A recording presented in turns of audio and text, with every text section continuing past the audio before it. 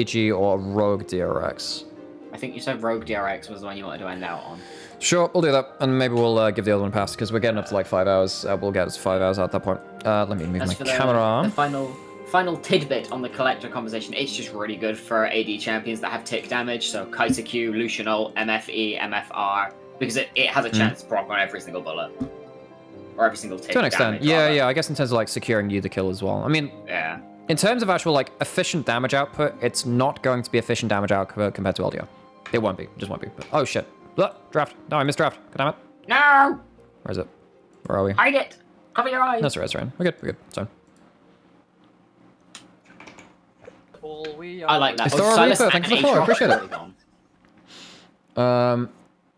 Whether or not you need a better component is the debate usually. Yeah, I can understand that. Wait, where's Donde? I stole my camera. That's fine. Let me move it up actually slightly. Move it up. Cool. Alright, let's get into it. So, what do we got? Good band so far. In what sense? Not only... Well, you've got a lot of meta taken away from Rogue, and then you've got comfort taken away by DRX. Which is... Because if you think about Malrang, Jarvan and Caitlyn are the champions that... They're the first ones that come to mind for those two, if you ask me. You haven't taken a 0 off the table. That's rough. Jarvan, yeah, I think that Malrang is incredibly effective at finding teamfight engages on Jarvan. I think he's one of the best Jarvan players in the world at doing that in terms of actually finding teamfight engages. He's very creative.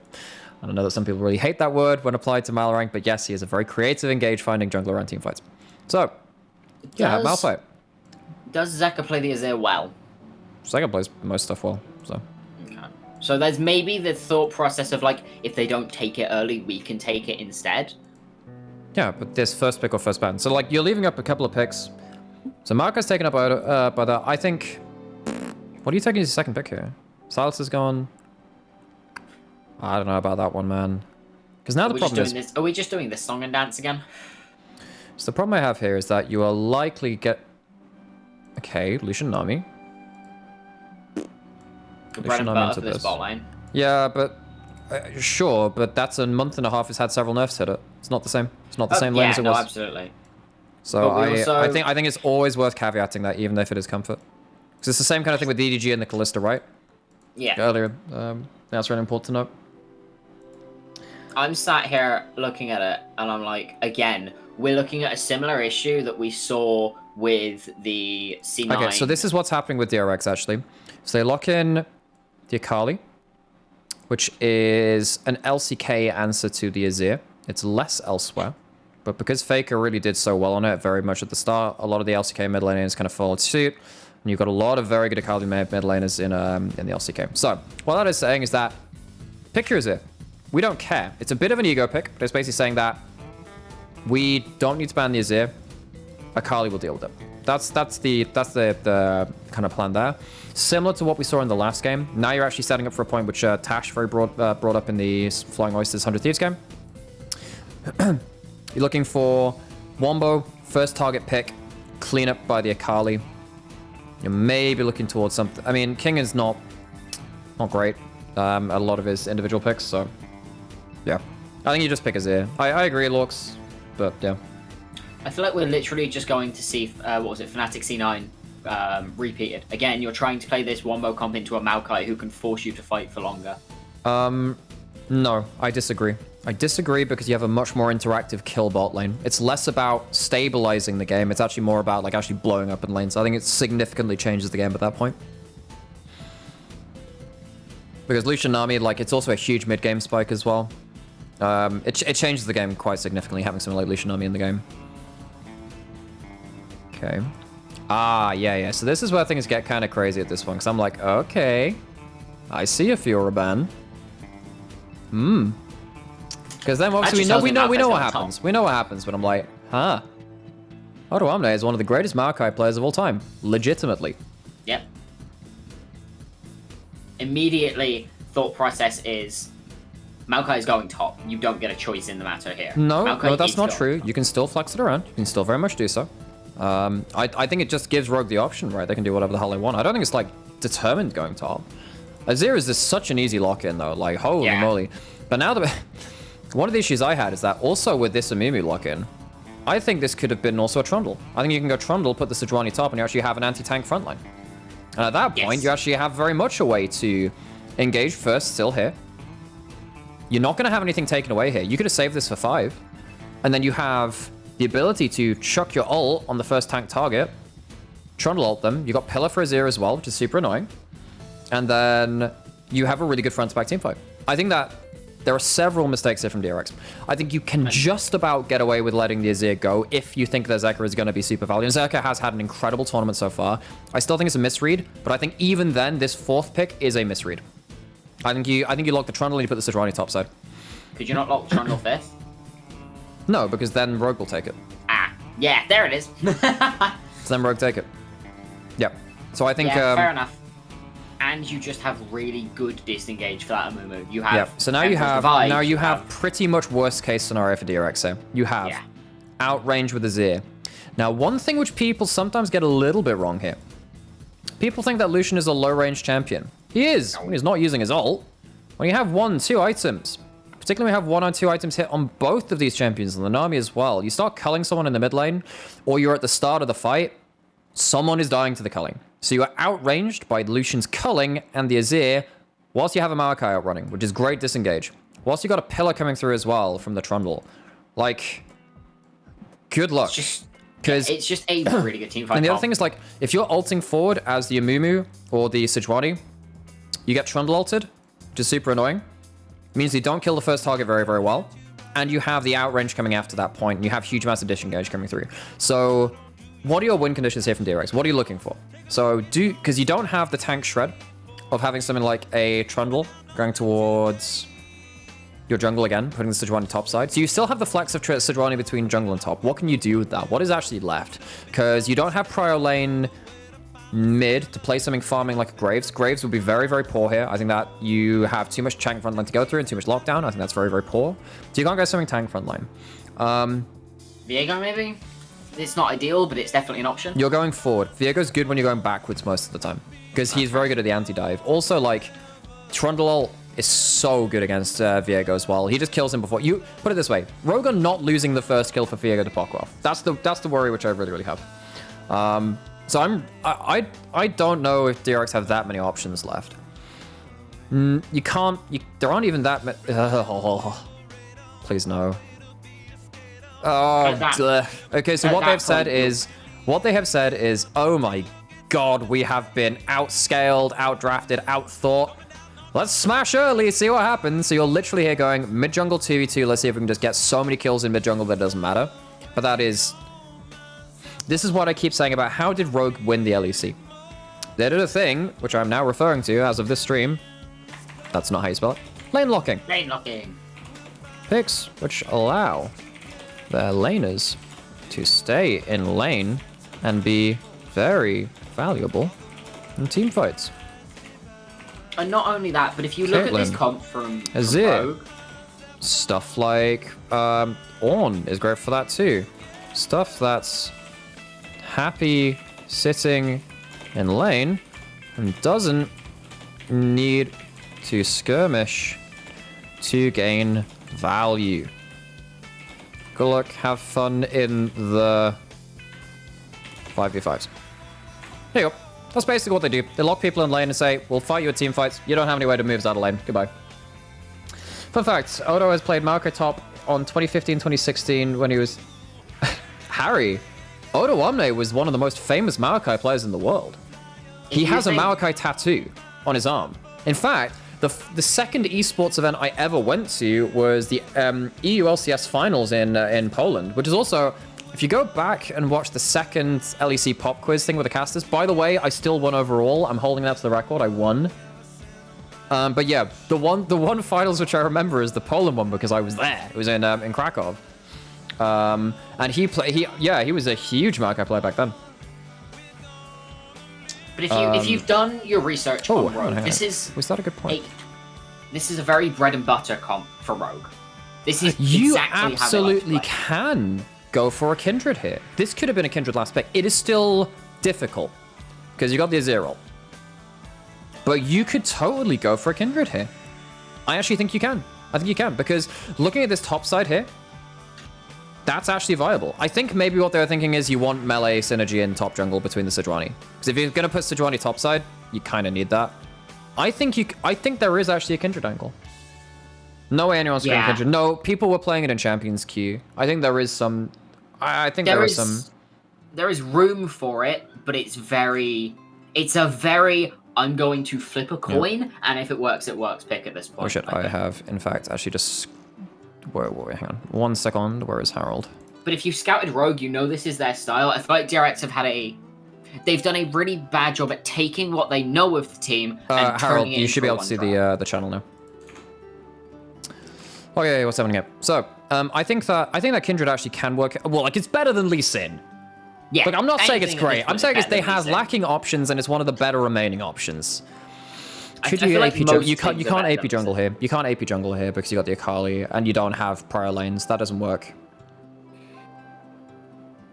And you can't I don't know. damage. They've fumbled it quite hard here. I think that they could have Trundle on 4 and send Sejuani top because they're going to do that anyway, or you can Azir 3 and not have to worry about that. You don't have the faith in King to take something like the Vayne top into the Maokai. No one's really been playing Maokai top. I think after this, you are not going to see Rogue allowed Maokai again. This is too good. This is way too good. Why not go Graves jungle? Because Graves can really struggle. So you don't have any setup to help you against the Azir. Well, actually, where is your setup, actually? So you are ranged, so you don't have great setup on top side with the Sejuani passive. Akali gives you nothing. And you have okay setup in bot lane, assuming the bot lane is okay, but it's like conditional. Like, and also, this is gonna get pushed in. This doesn't help you on top side, as you were saying. And like, Trundle also can actually outdeal you. Or at least has the pillar to force your dash, so you have to get into a bad situation. So, yeah, you're gonna struggle. You're gonna really struggle if you lock in Graves, though. And you're playing short range into an army bubble / tidal wave. Actually, could Kha'Zix work here? Not in team fights. Not in team fights. When was... first of all, hello. Hello, how's it going, Harold?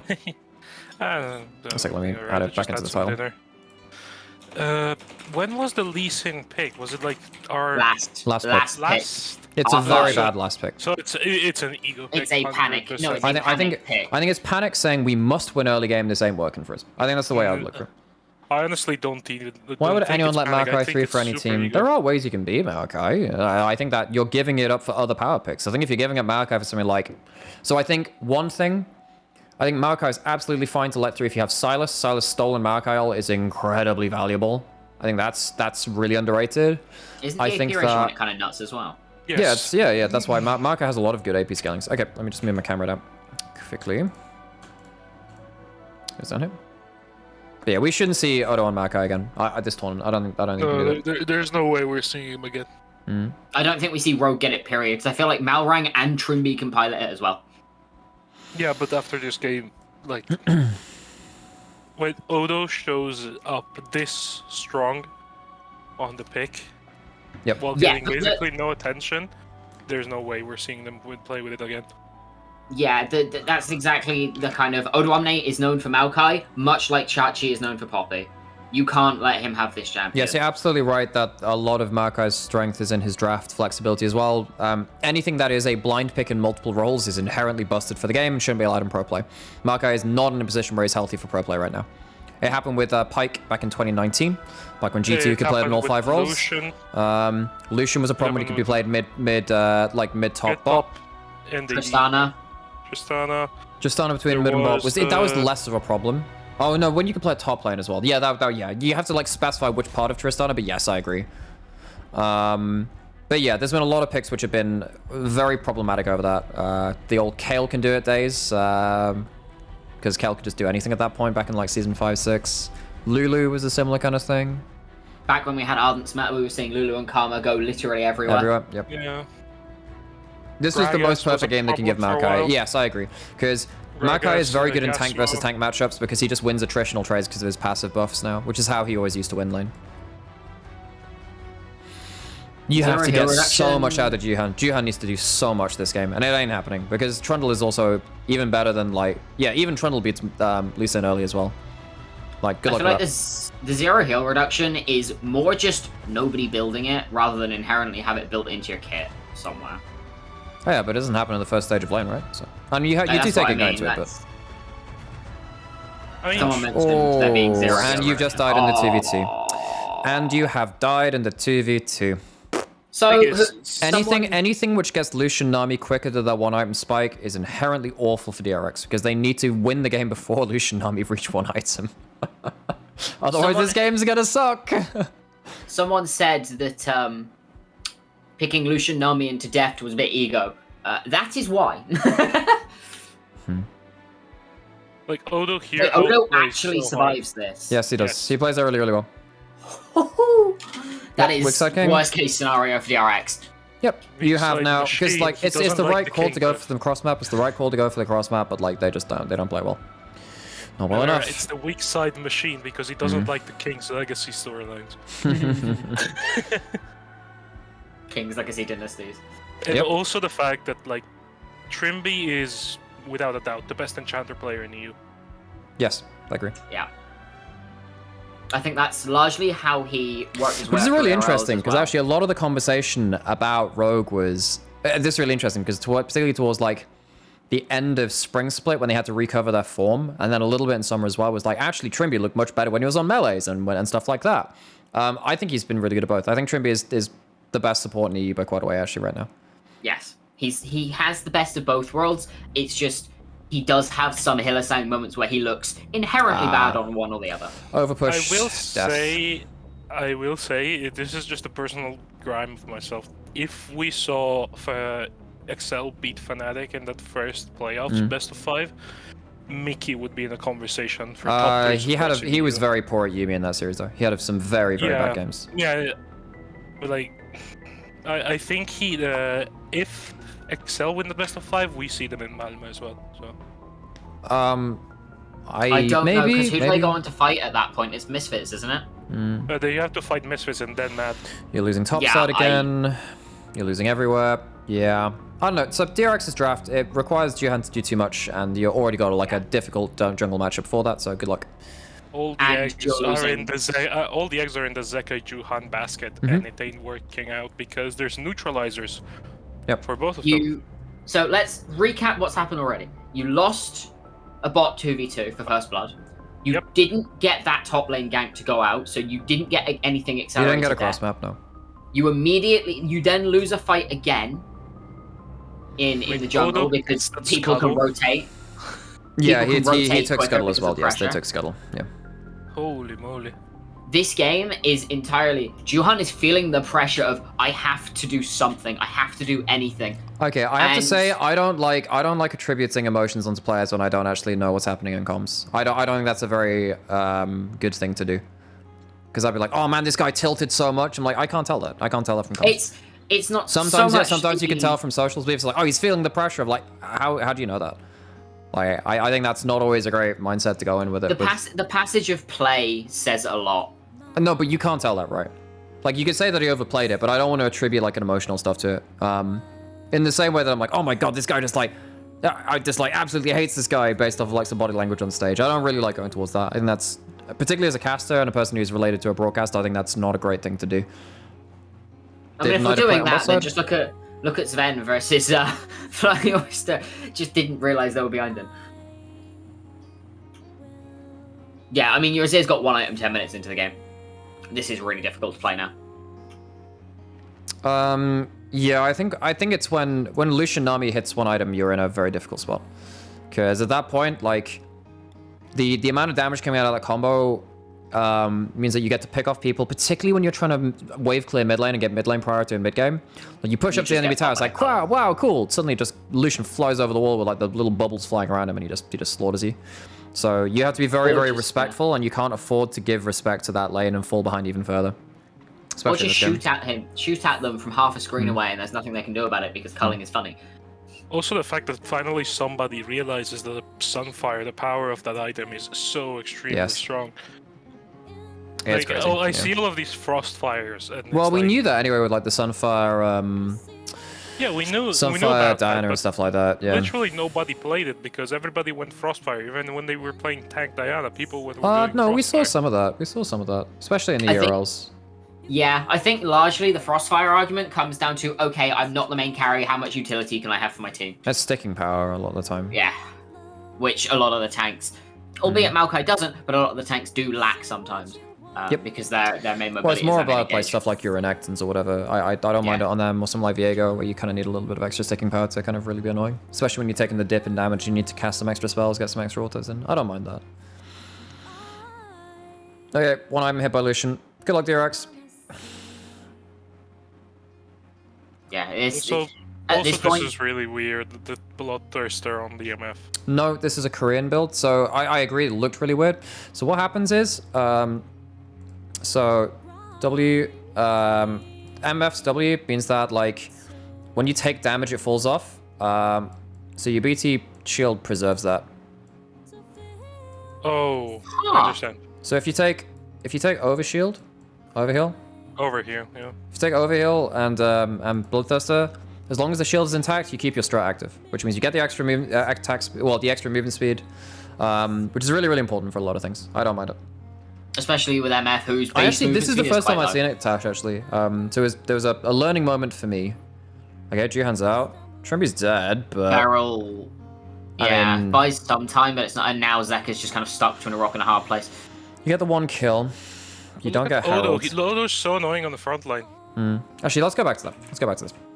Because you understand... So this is, again, what we saw with the C9 composition versus Fnatic. And we're seeing it here as well. We're seeing this an awful lot. We saw this a lot in European Masters as well.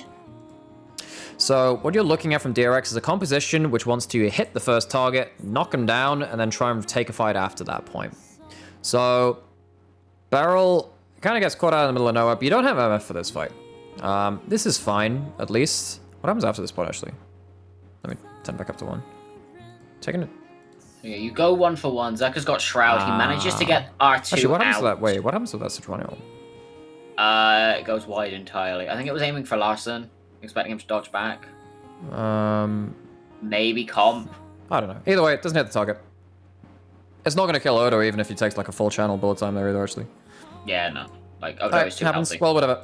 So DRX leaves Herald, they get 1 kill. That's... Getting Golden's Recall is nice, but again, the game is... it's kind of rough. It's just kind of rough. They can play flank, but I think that's infinitely harder to do. I don't think you can play flank with I don't think you can with the Azir is one thing. I think if Azir has to use his ult defensively, it gets really, really awkward, and that's what we see a little bit in this game. I don't think you can play flank versus Trundle Pillar stopping one side of the fight from collapsing, or Maokai doing the same thing, or Wave. You've got like three different abilities which can do the same kind of result of one half of your team comp is not going to get there. They stick as a 5-man unit, they get to fire things through. I think the only way you get things working is with like a Mumu Sejuani, smash them through the front line, hopefully MF gets enough value. But we're seeing there are a lot of compositions which can actually deal with that now. I think that a lot of teams are starting to get wise to it. Just like to point out that comp is the one that gets donated Herald. So you see Malrang actively walk away from it to let comp walk to it, to get more Lucian into this, to get more gold into this Lucian, to then snowballing me for further. You don't need any more gold on Lucian. Lucian's already hit his power spike. Like, he'll just get it on his own. Like, you don't have to overforce it at that point. They should play towards Lucian, for sure, I agree. Just give him space to just do his thing. But, yeah, Lux, I completely agree that if you're playing 5v5 on red side, like, yeah, if you do it head-to-head, you just lose. But that's kind of what we were saying from draft. It's like, yo, you need, like, crazy mid-jungle advantage to get those abilities to, like, do all the magic by yourself. Because I think if it ever becomes, like, even 5v5s, you just lose. And the flanks are hard to pull off. Head-to-head, maybe Rogue misplayer hard enough to trade 1 for 1, 1 for none. But, like, it's rough. I think DRX, they missed the chance to pick up the Azir. They missed the chance to pick the Trundle up. And then they picked a jungle, which had too much early game obligation to make plays, and it didn't work. No, this draft was, like, far... They gave Rogue far too much comfort as well. I think they tried to ego it too much. This is exactly how Rogue wants to play the game. They tried to ego it too much. I agree with what Harold's saying, in terms of like how, yeah, this is how Rogue wants to play the game. Because this is how I was talking about Rogue and Genji coming into this tournament, in terms of though they won their regions by being able to play to their strengths. They are teams with weaknesses, they are. I think that Rogue have had very inconsistent early games where they've had to play around skirmishy, jungle support, roams, mid lane getting involved. When they're playing around mid-jungle skirmishes, it can get a little bit crazy, and they're not the best EU team. But I think that if they get to play towards this, where actually they get to play through strong CV2s, strong solo lanes, actually it's just Malrang that's just stabilizing the map and making the early game plays, I think that works for them. I think if Rogue gets to continue to play that style, they're very, very strong. Same thing with Gen G. We saw that with Gen G versus RNG. RNG stopped them from playing 3 strong lanes because they destabilized the map very, very quickly, and they never allowed them to get an even 5v5 where they're one of the strongest teams in the world. Also, Pingulol, thank you very much for the follow. I appreciate it. Who did win that match, by the way? RNG. RNG. The thing is, as long as Rogue basically can take away Marrang from the top side of the map, Odo just does his thing, scales, plays. Let's go through this team fight again. Actually, let's go through this team fight again. This one's a good one to go through. Yeah. Okay, so Barrel actually gets an engage off of Vision. So Lorx, okay, fair play, actually does get a little bit of a flank coming in there, but it's still kind of within the first half of the front half of the fight, right? You got Larson and Comp not really threatened at this point. Wait, does he actually hit them with the ult here? Oh, he actually catches Comp on the outside of it. Oof. Comp he does catch. But it has cleansed. The Lee Sin ult is not bad, but you still traded one for... Oh, Odo follows him back with the safeguard. Also, why would you ever Good luck. Jihan has effectively just ended the team. Oh my god, triple knockout. Why would you kick the... Why would you kick the Nami when you can kick the Trundle, though? I think it's a matter of pick the closest target. No, you can't. You can't kick the Nami there at that point. Oh no, no, they're right on top of each other. They're right on top of each other. Yeah. It's they're right on top of each other. I can't get my mouse on the Trundle. Hey, it's Toxic. And Biohazard. Hey, how's it going? Oh, sorry, you've actually been chat already, but hi anyway. Nuisance. Yeah, and then the staying power of Rogue when they have. I mean, at this point, Lucian isn't as long range, but he's got the mobility. Oh my god, that Q. Blech. Odo's unkillable. Damage diff. It is just damage diff. You only win the DPS race when you have MF ult running. If you don't have that, good luck. So, okay, cool. It's literally just smacking them with their wallets at this point. I have 2 things to kind of point out. Including this fight, they have 3 team fights. Rift, Top, and this one where they never actually get 5v5 since MF is late twice. That's a good point. And Akali is late here and they never actually get to execute their comp. So, I agree that's the result of it. I think the problem is because they are so far behind, they don't have the luxury of waiting, and I think that they mis-execute because they feel the pressure of having to engage when they actually have the immune bundle. I think that's where it comes through. So I agree with yes, I agree. It's a bit... DRX never find a proper way to execute their comp, but I feel like they were pressured into doing so because they have such slim good engage options for Barrel. That's the way I would put it. Yeah, Alex, we were talking earlier during the Cloud9 Fnatic game. It's the same thing here, where the MF is forced to ult so early because she wants to get the damage down, so she cannot play team fights the way she wants to. Yeah. Because she has to use ult so early, and then most of the time cancel it because Rogue's counter engage will get on top of her if she keeps ulting. You got Trundle Pillar. You got so many things which cancel it. Particularly Nami Wave and Trundle Pillar gets really, really crazy. Tash has actually got a really good point there as well. They are too busy fixing their waves. You're absolutely correct. The reason you have to fix waves though is because you're so far behind. Maokai is unkillable, and Azir. What are the other problems about Azir? If you get this far ahead as Azir, good luck side laning it. He doesn't care about side laning when it gets this far ahead. Oh yeah, actually this is the other thing as well. Actually, no, it's less about the Azir than I thought. This is actually more about Lucian Nami. Once you hit one item as these two, that's a really large line. Remember we were talking about when you hit one item as Lucian Nami, even walking up to clear mid-wave becomes very, very difficult. So you've got Nazir with loads of wave clear, and then you've got Ilge, Gale Force. Of course, First Strike amps the damage which Lucian has as well, which means that his already very high damages at one item get buffed even further. And you can never walk up without having someone within range of a culling cancel or a wave or something like that. So DRX have a lot of things working against them, which is again why everything has to... Oh my god, he just walks up and dies. Yeesh. So that's how they get away with it. They look at how Rogue are forcing them off their waves and go, haha. But then they forget that that Maokai exists in this fight, so... Yeah, Odoamne is at a point where he's unkillable, actually. Odoamne is at a point where he's just you can't deal with this guy. Yeah. I mean, you've gone 2 for 1 here, but your primary engage is dead, right? Anybody tries to dive in, they're just going to get melted. Maokai! Woo! Maokai! So, this is Season 7, man. You cannot prove to me this is not Season 6-7. You cannot prove to me this is not Sunfire Iceborne, top lane meta, tank Echo, tank Fizz. You can't prove to me it's not actually that. hates it so much. But there's two things I do kind of want to bring up for Rogue. The first is...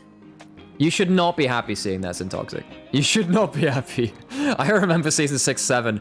It was not good. But Rogue, yes, they do play this style very, very well. We also can't ignore the times we've seen Larson on like Silas or Illusion being the one to be the aggressor. That is I mean, he's not going to be an Illusion anymore, but yeah. Well, no, but we haven't necessarily seen it this year much, but it is still an option. No, but Lucian is just gone from mid lane. That's why. No, I know, but the Silas is still a yes. prominent yeah, Larson Silas is good. And it's actually, his RA in playoffs was better than I thought it was in regular split. I honestly did not expect the ban pry on Silas to be this high.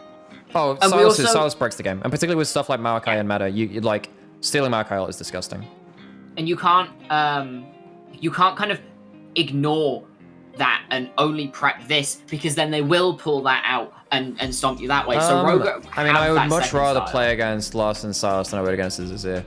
I think that Azir is just way too consistent of a pick. I think that, like, yeah, I think that Azir is like the most problematic champion against Rogue. But that brings me on to the next point beautifully, actually. Larson is the best Azir EU has. I'm not sure in my mind where I'd place him globally, but he is definitely very good at this pick. I mean, I'd be interested in seeing like if he comes up against like a Showmaker or a Knight or something, and he can actually lane into that. That's where it gets like a real test, because, and we'll see in best of fives, right? Because I assume that I hope that we'll get the best of fives. But if it gets to that point, that'll be very interesting to see which teams take a chance on it.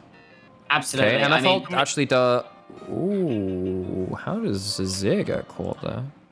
How does? But alongside is this just Barrel doing stuff? No, I think it's the kick here from No, that was a beautiful flash curse to the Sad Mummy. Everybody is on Larson's face before the fight is You get the one. started. You get the one. How much do you get after that point? Because you've used a lot there. How much do you get? I'm imagining you can take at least. You don't have the staying power. Comp's still alive. Comp is still alive and has an IE finished. Yeah, and has taken 0 damage at this point thanks to the healing in his team. I like tanks actually tanking, but not to the point where they can take 40 turret shots. Like, that's not fun. Yeah. And it's also like... Or 1v3. Yeah. Oh, did they hit the Glacial Prison on him first? Hang on, I think we missed that. No. Nope. They don't hit Glacial Prison. Oh, no. Nope, it did not hit. That was last fight. This fight, it's it just barrel misses. flashing in. It in fact just misses. Oh my god, it actually just goes a mile wide. Yep. It's not that far off. It almost catches Trimby after the flash. It's not too bad. It's just, it happens. Yeah, generally speaking, alongside this Maokai, you also can't give Azir over to Rogue because it's just a consistent pick for Azir. I mean, this is what... I don't think it's... I would say it's dangerous to give it over. I don't think you say you can't. I think you're allowed to test things out. I think that, particularly in moments like this, if you actually manage to get the right read and actually Zeka actually can hold Larson to account, actually maybe that does work, then actually it changes the entire group stage. So remember, a really good example of this was SK, was this Spring Season 6? When this was the Forgiven SK roster, or was that Spring Season 5? Season 6 was... Spring Season 6, I think it was. Whatever it was, that was when you had Forgiven on the SK roster. He would be really, really dominant lane, played a load of Lucian and Graves is basically a different version of Lucian back then. And, like, that worked out really well for them. And then suddenly, one team is like, okay, we will not let you have that. And then you just have this 1 or 2 games, which then solve the team. If suddenly, this is a game where actually DRX say, okay, everyone has accepted the fact that Larson is as good as it, but we have an answer to it. If that works, that changes their entire group stage. It changes the approach of every team towards that. And in the second round robin, that changes a lot of things again. The problem in best of ones is you don't have any chances to try out stuff like that. You don't know what risks are actually... You have to take a risk somewhere in draft most of the time versus a World's caliber team. I don't think it's awful to try and go against Larson's Azir. I think that there are ways that it can... I think that there are ways that DRX could have won this draft. I think they could have taken that Trundle 4th and would have been fine. But they fumbled it a couple of times. It's season 5, yeah, you're right. Yeah, season 5. 2016 was H2K. Yes, yeah, that Ghost carried it up. Which featured Odoamne. Yep. Yes, it did. Back when he actually played the Maokai again. Yes, we have. Yes, historically one of the greatest Maokais of all time. It is his favorite champion, so... Yeah, it's like when I think back to that then era... was also incredible Maokai on Gambit in season 5. That was crazy. When I think back to that era of League of Legends, I think Odo and Chachi, Maokai and Poppy. Wow. Whew, bye Zeka. Chachi and Poppy were, Chachi Poppy was crazy strong. Yeah. Chachi and Poppy are basically synonymous at this point, I think. For me, I remember Duke and Smebs Poppy more from Season 6 Worlds Run. I just know Chachi absolutely Oh, this is adores funny that as hell. champion. Oh. It's just like, goodbye. Oh. Yeah. And then he still gets to flash into the rest of the team. So we're seeing a lot of this now. I think what I'm starting to see is when you look at Misfortune drafts, Misfortune needs to win the fight very, very quickly. Otherwise, they don't get to walk backwards. And if you have teams which can walk at you like that and just win the fight, like if they can win the fight and then like run at you afterwards, Misfortune can't really stand her ground. And that's something that we're seeing more and more Worlds. Oh, yeah, right. So that is the last of what I'm going to do. So I'm actually going to cut it there. So thanks you two for joining me, and I will see you later. Thanks for the VODs, everyone. All right. So, for the rest of you guys in stream, I'm actually going to head off now. So, thank you very much for following. That wasn't following. Carl, W613, thank you very much for following. I appreciate it. I will come do this at some other point. What I'm going to do, though, I'm going to quickly find someone I can send you over to. Because that would be nice. Who else is online? Who can I send you to? Diamond Prox is playing. Yeah, we'll send you over to Diamond Prox. Diamond Prox. Lol. Is that it? Cool. There we go. Alright, thank you everyone for joining me. I appreciate it. Bye-bye. Well, I say that in like 5 seconds, because Raid's got to load up. But, it's loading. It's loading. Still, loading screen. Okay, bye now.